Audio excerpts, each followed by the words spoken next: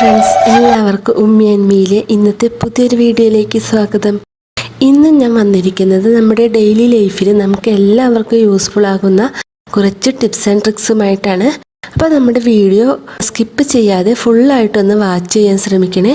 Video കണ്ടിട്ട് നിങ്ങൾക്ക് ഇഷ്ടപ്പെടുകയാണെങ്കിൽ ഒന്ന് ലൈക്ക് ചെയ്യാനും ഷെയർ ചെയ്യാനും മറക്കരുത്. അപ്പോൾ നമുക്ക് സമയം കളയാതെ ഇന്നത്തെ വീഡിയോയിലേക്ക് പോകാം. തുണി മടക്കിയെടുക്കുക എന്നുള്ളത് കുറച്ച് സമയമെടുത്ത് ചെയ്യുന്നൊരു ജോലിയാണല്ലേ. അതുകൊണ്ട് തന്നെ പലർക്കും മടിയായിരിക്കും. ഞാൻ ഉൾപ്പെടെയുള്ളവരുടെ കാര്യമാണ് പറയുന്നത്. പലർക്കും മടിയായിരിക്കും തുണി മടക്കാനൊക്കെ. അപ്പോൾ നമ്മൾ ഉണങ്ങിയ തുണികളൊക്കെ കൊണ്ടുവന്നിട്ട് കട്ടിലയിലിടുക, അല്ലെങ്കിൽ എവിടെയെങ്കിലും ഒരു മൂലക്കിലേക്ക് ഇങ്ങനെ കൂട്ടിയിടുകയൊക്കെ ചെയ്യും. അപ്പോൾ തുണി മടക്കാനുള്ള ഒരു ട്രിക്കുമായിട്ടാണ് ഞാനിന്ന് വന്നിരിക്കുന്നത്.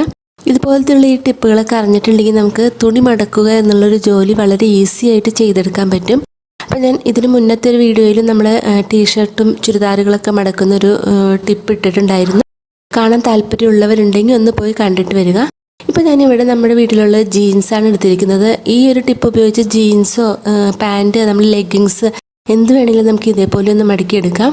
അപ്പോൾ ഞാൻ നമ്മുടെ ജീൻസ് ഇങ്ങനെ നിവർത്തി ഇട്ടിട്ടുണ്ട്. എന്നാലും ഞാനത് താഴെ നിന്ന് ഈ ജീൻസിൻ്റെ കാലിലെ ഒരു കാലെടുത്ത് താഴെ നിന്ന് ഇങ്ങനെ മടക്കി മടക്കി കൊണ്ടുവരികയാണ്. അടുത്ത കാലം ഞാൻ മടക്കിയിട്ടുണ്ട്. അതിനുശേഷം ഞാൻ മുകൾ ഭാഗം എടുത്ത് കുറച്ച് താഴത്തേക്കൊന്ന് മടക്കി വെച്ചിട്ടുണ്ട്. എന്നിട്ട് നമ്മൾ ആദ്യം മടക്കി വെച്ചത് ഇതിൻ്റെ ഉള്ളിലേക്ക് ഇങ്ങനെ കയറ്റി വെച്ച് കൊടുക്കുകയാണ്. ഇപ്പോൾ ഇതിൻ്റെ ബട്ടൺസ് അഴിഞ്ഞിരിക്കുകയാണ്. ബട്ടൺസ് ഇട്ട് കൊടുക്കുന്നുണ്ട്. എന്നിട്ട് ഞാൻ മറ്റേ കാലും ഇതേപോലെ ഇതിൻ്റെ ഉള്ളിലേക്ക് കയറ്റി വെച്ച് കൊടുക്കുകയാണ്. അതിനുശേഷം ഇത് രണ്ടായിട്ടൊന്ന് മടക്കി എടുത്തിട്ടുണ്ട്. ഇപ്പോൾ നല്ല പെർഫെക്റ്റ് ആയിട്ട് നമ്മുടെ ജീൻസ് മടക്കി എടുത്തിട്ടുണ്ട്. ഇതുപോലെ തന്നെ നമ്മുടെ പാൻറ്റോ ലെഗിങ്സ് എന്ത് വേണമെങ്കിലും നമുക്ക് ഇതുപോലെ മടക്കിയെടുക്കാം. ഇത് കാണാനും നല്ല ഭംഗിയാണ്. നമ്മുടെ അലമാരയിലേക്ക് നന്നായിട്ട് ഒതുങ്ങിയിരിക്കുകയൊക്കെ ചെയ്യും. അപ്പോൾ നിങ്ങൾ ഈ ഒരു ടിപ്പ് ഉപയോഗിച്ചിട്ട് നമ്മുടെ പാൻറ്റുകളൊക്കെ ഒന്ന് മടക്കി നോക്കുക. അപ്പം അടുത്തതായിട്ട് ഞാനിവിടെ ഒരു പാവയ്ക്കാണ് എടുത്തിരിക്കുന്നത്. നമ്മൾ കടയിൽ നിന്നൊക്കെ വാങ്ങിച്ചുകൊണ്ടിരുന്ന പച്ചക്കറികളൊക്കെ എന്തായാലും അതിനകത്ത് ഒരുപാട് കെമിക്കൽസൊക്കെ അടങ്ങിയിട്ടുണ്ടാവും.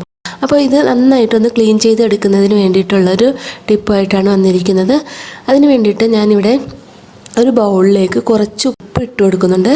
പിന്നെ കുറച്ച് മഞ്ഞൾപ്പൊടി ഇട്ട് കൊടുക്കുന്നുണ്ട്. പിന്നെ നമ്മുടെ കയ്യിൽ നാരങ്ങ ഉണ്ടെങ്കിൽ അതൊന്ന് പിഴിഞ്ഞിട്ട് കൊടുക്കാം. എന്നിട്ട് നമുക്ക് ആവശ്യമായ വെള്ളം ഒഴിച്ചു കൊടുക്കണം. ഞാനിവിടെ പാവയ്ക്ക വട്ടത്തിൽ അരിഞ്ഞു വെച്ചിട്ടുണ്ട്. അത് ഞാൻ ഇതിലേക്ക് ഇട്ട് കൊടുക്കുകയാണ്. നന്നായിട്ടൊന്ന് കഴുകിയെടുക്കണം. വെള്ളം കുറവ് പോലെ തോന്നിയത് കാരണം ഞാൻ കുറച്ച് വെള്ളം കൂടി ഒഴിച്ചു കൊടുക്കുന്നുണ്ട്.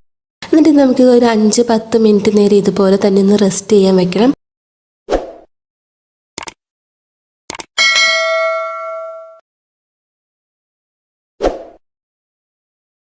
പത്ത് മിനിറ്റ് കഴിഞ്ഞതിന് ശേഷം ഞാൻ ഇതൊന്ന് ഈ വെള്ളത്തിൽ നിന്നൊന്ന് മാറ്റിയെടുക്കുകയാണ്.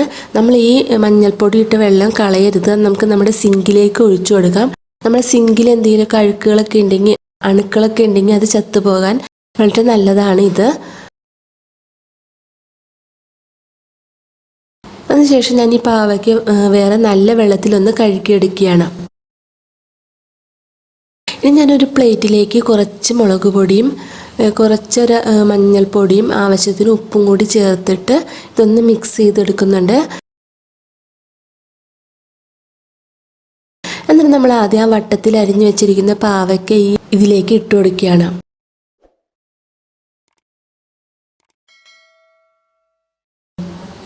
എന്നിട്ട് അത് നന്നായിട്ടൊന്ന് മിക്സ് ചെയ്ത് കൊടുക്കാം. ഇത് നമുക്കൊരു കുറച്ച് നേരം ഒന്ന് റെസ്റ്റ് ചെയ്യാൻ വയ്ക്കാം. ഇതുപോലെ ചെയ്തിട്ട് വെയിലത്ത് വെച്ച് ഉണക്കിയെടുത്തിട്ടുണ്ടെങ്കിൽ നല്ലൊരു ടേസ്റ്റ് ആയിരിക്കും. നമുക്ക് ചോറിൻ്റെ കൂടെ കഞ്ഞിയുടെ കൂടെയൊക്കെ നല്ലൊരു ടേസ്റ്റ് ആയിരിക്കും. ഞാനിപ്പോൾ വെളിച്ചെണ്ണ ഒഴിച്ചിട്ട് അതിലിട്ടൊന്ന് ഫ്രൈ ചെയ്തെടുക്കുകയാണ്. വെളിച്ചെണ്ണ ചൂടായി കഴിയുമ്പോൾ ഞാൻ ഈ പാവയ്ക്ക് അതിലേക്ക് ഇട്ട് കൊടുക്കുന്നുണ്ട്. എന്നിട്ട് ഞാൻ കുറച്ച് കറിവേപ്പില ഇതിൻ്റെ മുകളിലൊന്ന് വിതറി കൊടുക്കുന്നുണ്ട്.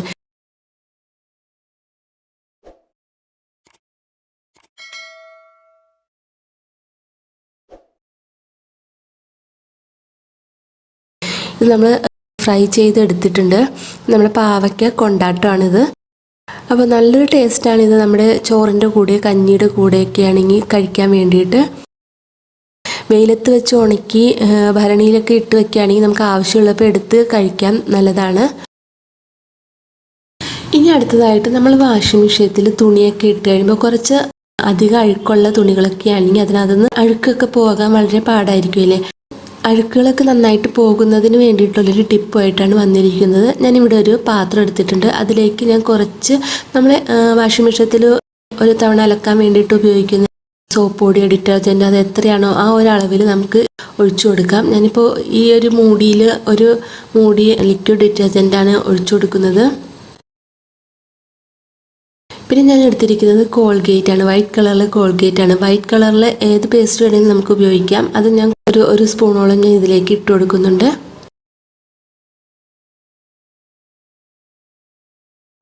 അതിനുശേഷം ആ ഒരു മൂടി തന്നെ വെള്ളം ഒഴിച്ചു കൊടുക്കുന്നുണ്ട്. എന്നിട്ട് നമുക്ക് ഇതൊന്ന് നന്നായിട്ട് മിക്സ് ചെയ്യാം. ഈ പേസ്റ്റൊക്കെ നല്ലപോലെ ഒന്ന് മിക്സാക്കി എടുക്കണം. പേസ്റ്റിൻ്റെ കട്ടയൊക്കെ ഒന്ന് വെള്ളത്തിലൊന്ന് അലിയിച്ചെടുക്കണം.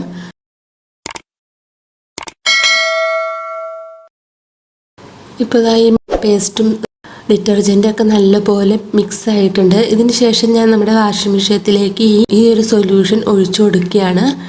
ഇത് വെച്ചിട്ട് നമ്മൾ തുണികളൊക്കെ കഴുകിയിട്ടുണ്ടെങ്കിൽ നമ്മുടെ തുണികൾ വൈറ്റ് കളറിലെ തുണിയൊക്കെ ആണെങ്കിൽ അതിനകത്തൊക്കെയുള്ള അഴുക്കുകളൊക്കെ നന്നായിട്ട് പോവുകയൊക്കെ ചെയ്യും. ഇതിപ്പോൾ വാഷിംഗ് മെഷീനിൽ മാത്രമല്ല കേട്ടോ, നമ്മളിപ്പോൾ കല്ലിലാണ് അലക്കുന്നതെങ്കിലും ഇതുപോലെ ഒരു ലിക്വിഡ് ഉണ്ടാക്കിയിട്ട് നമ്മുടെ തുണികളൊക്കെ അതിനകത്ത് കുറച്ച് നേരം മുക്കി വെച്ചിട്ട് കഴുകിയെടുക്കുകയാണെങ്കിലും നമ്മുടെ തുണികളൊക്കെ അഴുക്കുകളൊക്കെ പോയിട്ട് നല്ല പുതിയതുപോലെ ഇരിക്കും. എല്ലാവരും ഒന്ന് ട്രൈ ചെയ്ത് നോക്കണം.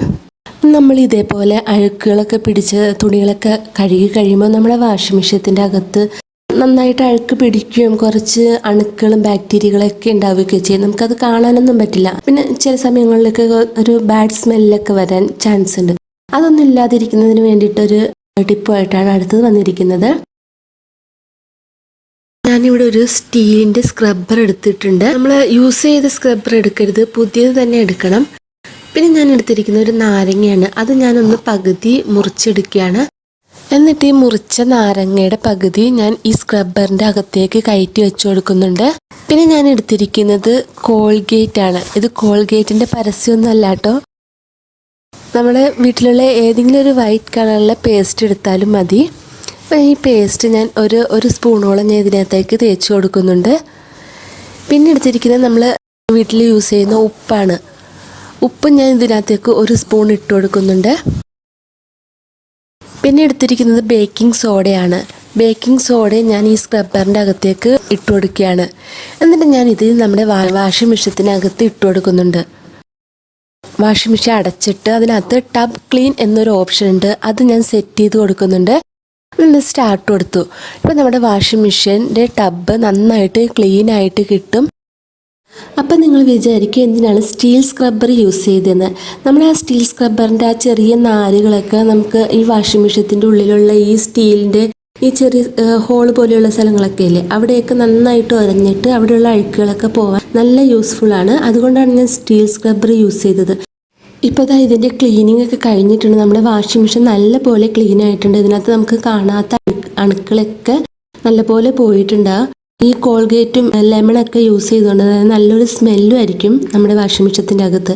അപ്പോൾ നിങ്ങളെല്ലാവരും ഇതുപോലെ ഒന്ന് ട്രൈ ചെയ്ത് നോക്കണം.